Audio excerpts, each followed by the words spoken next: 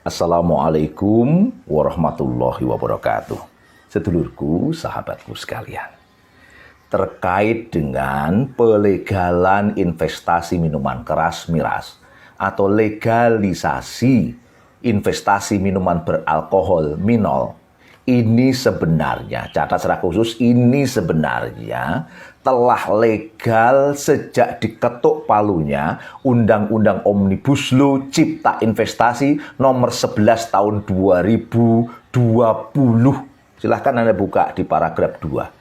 Pasal 77. Di sana disebutkan ada 6 bidang saja yang tertutup investasi. Artinya masuk daftar investasi negatif. Undang-undang sebelumnya menyebutkan 20 bidang yang tertutup investasi. Artinya ada 14 bidang yang sudah dikeluarkan lewat Undang-Undang Omnibus Law ini dari daftar investasi negatif. Artinya 14 bidang itu terbuka lebar-lebar dan legal untuk masuknya investasi dan penanaman modal. 2 diantaranya adalah industri minuman keras mengandung alkohol dan industri minuman mengandung alkohol (2) anggur. Ini sangat jelas. Anda silahkan buka di sana. Ya. Oleh karena itu, legalisasi investasi miras ini, DPR bertanggung jawab besar. Legislatif negeri ini bertanggung jawab besar terkait dengan masalah ini. Dan karena Undang-Undang Omnibus Law ini adalah inisiatif dari pemerintah, maka Saudara Jokowi dan Ma'ruf Amin bertanggung jawab terkait dengan pelegalan investasi minuman keras. Tambah lagi, kemudian Jokowi mengeluarkan Perpres nomor 10 tahun 2021 tentang bidang usaha penanaman modal yang sudah sangat clear di sana bahwa industri minuman mengandung alkohol, minuman keras itu legal di negeri ini. Walaupun katanya ini hanya untuk beberapa wilayah syaratnya, yaitu Bali, Nusa Tenggara Timur, Sulawesi Utara, dan Papua.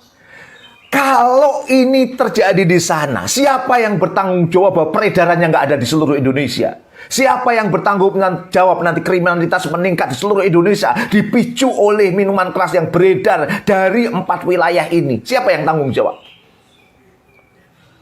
Makanya wajar terkait dengan masalah ini, saudara-saudara kita di Papua langsung menolaknya.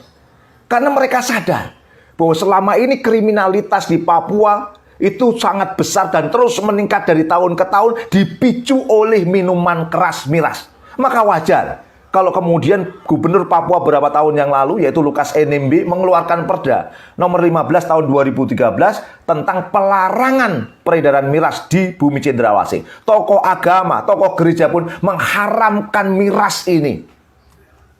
Terus kemudian, kalau mengatakan bahwa Papua itu kearifan lokalnya, budayanya miras, siapa? Pasti Papua nggak akan terima. Sulawesi Utara mencatat, Polri mencatat 70% kriminalitas di Sulawesi Utara dipicu oleh miras. Clear di sini. Hari kemarin keluar tweet dari salah seorang saudara kita di Minahasa dengan iman Katolik, katanya, kalau ada orang mengatakan bahwa budaya Minahasa itu adalah miras, maka kacau pikiran orang itu. Jadi saudaraku sekalian, sangat jelas bahwa kriminalitas yang banyak terjadi hari ini, kekacauan yang banyak terjadi hari ini dipicu oleh minuman keras. Maka wajar kemudian bila Rasulullah Shallallahu Alaihi Wasallam pernah menyampaikan, pernah menyebutkan bahwa khamr itu sebagai umul khobaits, induk dari segala kejahatan.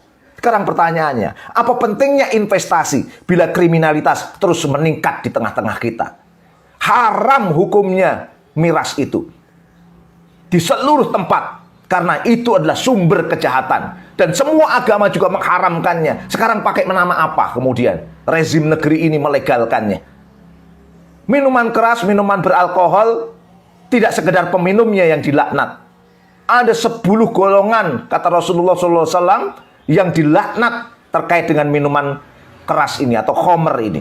1 pemerasnya, 2 yang diminta diperaskan, 3 peminumnya, 4 pengantarnya, 5 yang diminta diantarkan komer, kemudian 6 penuangnya, 7 penjualnya, 8 yang menikmati harganya, 9 pembelinya, 10 yang diminta dibelikan. Hadis riwayat At-Tirmizi. Kalau hari ini ada orang mengatakan dirinya ulama, mengatakan dirinya paham agama, kemudian menyetujui legalisasi minuman keras, legalisasi investasi miras, maka itu hanya mencari-cari dalih, mencari-cari pembenaran saja. Haram hukumnya miras itu. Dan kalau terjadi kriminalitas semakin meningkat gara-gara hal ini, maka DPR tanggung jawab, maka Jokowi Ma'ruf Amin tanggung jawab terhadap hal ini. Oleh karena itu, saudaraku sekalian, hari ini saya dorong pada kita semua, tolak Undang-Undang Omnibus Law, kejar DPR agar membatalkan itu. Terus kemudian kejar Jokowi Ma'ruf Amin agar membatalkan Perpres nomor 10 tahun 2021. Agar miras tidak ada di tengah-tengah kita dan akhirnya negeri ini menjadi baik. Allahu Akbar.